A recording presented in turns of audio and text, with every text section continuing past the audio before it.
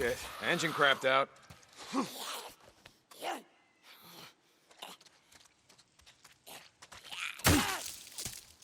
that? Days Gone is a unique take on the beaten-to-death horse that is the zombie apocalypse. Unlike its contemporaries, Days Gone depicts a bleak world filled with suffering, where the dangers of the infected, who they don't call zombies, are outweighed only by the bottomless malice of the human heart. I know, so far I've just described every zombie-related piece of media in the last 10 years, but this game has motorcycles. And only motorcycles. You will never drive a car, nor see anyone else doing so for the entire course of the game. In this world, everyone, and I mean just about everyone, only rides motorcycles. You might say it sounds dangerous in a world like this to be so exposed, but to that I say, would you rather be more safe or look totally badass?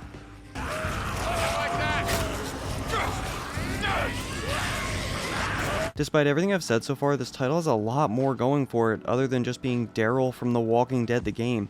In fact, it goes as far as to say this is an underrated gem of the PS4 generation. As long as there's a sequel. In Days Gone, we play as Deacon St. John, an awkward man with an absurd name, a lot of accessories, and who's voiced by Darth Maul. Over the course of the game, we get to know him better, sympathize with him more, and struggle to hear whatever whispery shit he may or may not be saying. Unlike you, I can promise you we'll make it quick. Like there, what even was that? Was he casting a spell? The game separates itself from other modern zombie adventures in two main ways, the freaks themselves and the world in which we motorcycle about. I'll start with the latter. We spend our time in a gorgeous, absolutely immense, fictionalized version of Oregon. The environment spans a wide variety of habitats, atmospheres, and overall vibes, but manages to stay cohesive within the art style and tone presented throughout. Rainstorms are long and luxurious, as is the outstanding day-night cycle. I know it's not inherently positive to everyone that it rains all the time in the game, but it should be. As far as design goes, the devs did a great job of balancing realism and a believable landscape with one that's fun to go zoom upon.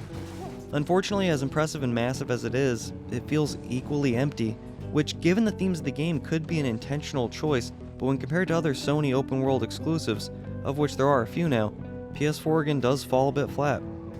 As I almost sorta mentioned, the world isn't entirely empty.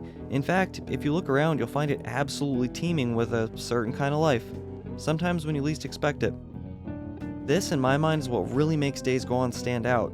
This is what I remember being advertised as, and in this regard I was absolutely not disappointed.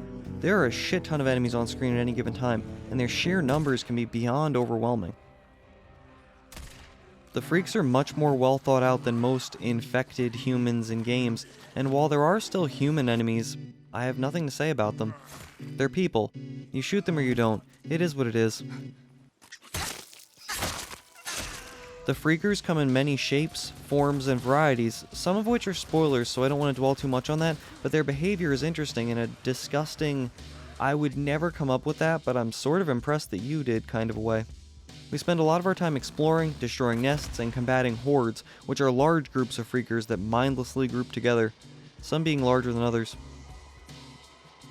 The more massive groups seem absolutely impossible to overcome at first, and they really might be, but as you become more skilled, more strategic, and better equipped, they, for better or worse, become less of a threat. But I'd never say you don't have to worry about a horde. You could always be overrun, and you unquestionably will die. Combat feels slightly more than competent. As far as third-person shooters go, I thoroughly enjoyed it. It's nothing revolutionary, but they do a great job of compiling features from other games and implementing them fairly well. And there is where I think some of the game's greatest strengths and weaknesses lie. On one hand, I like these mechanics. I like being able to slow time or see through walls with bat vision. I enjoy scavenging, repairing weapons, and crafting supplies. But all those things remind me very much of very specific games that, for lack of a more graceful way to put this, just did it better. Son of a bitch. If you look at the game by itself in a vacuum, I think it holds up far better than it got credit for initially upon release. However, it released on the same Earth where The Last of Us and Horizon Zero Dawn already exist. And those are not comparisons a person who wants to enjoy this game should make. Horizon had a better, more varied, and exciting open world, alongside more original mechanics and realistic science fiction. The Last of Us felt more grounded, direct, had a superior story, more balanced survival elements, and despite its linearity, still seemed more lived in and believable. Teamwork.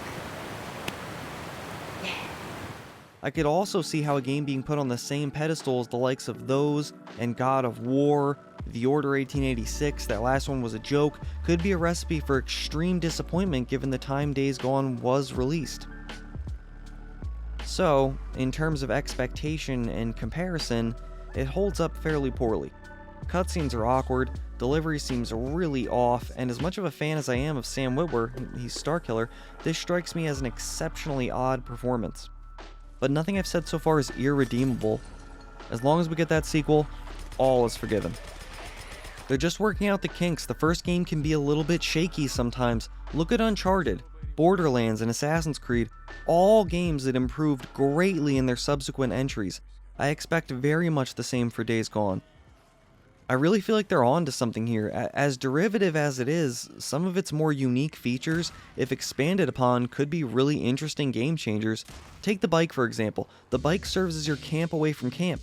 It isn't just a mode of transportation, it serves as a home plate, something to sprint back to when the shit inevitably hits the fan. And even if you put all that utility aside, the bike is just really fun. Once you get used to the speed and upgrade it all the way, you could lose hours just exploring the map as quickly as possible, honing your drifting skills and hitting jumps at bad angles. In Days Gone 2, I would like to see us double down on the motorcycle apocalypse. Go even further, more customization and more importance placed on keeping your bike secure. Make it possible for it to be stolen, maybe even make an entire quest out of walking on foot to get it back, only so you appreciate it that much more once you're finally free to nitro boost off the side of a mountain once again. This game is far from perfect, but the story had a feeling of optimism to it that surprised me. It had a secret ending that intrigued me and enough else going for it that, yeah, I want a sequel. I can't wait to see Days Gone 2, which direction this franchise goes in the future, and where this Sons of Anarchy I Am Legend crossover ends up. Again, it wasn't perfect, but there are many redeeming qualities, and I don't hold those imperfections against it going forward. As long as we get the next one to come in and improve upon those sour spots, I feel like Days Gone has a bright future. Well, as long as we get that sequel. The hell? Hello? What do you mean never?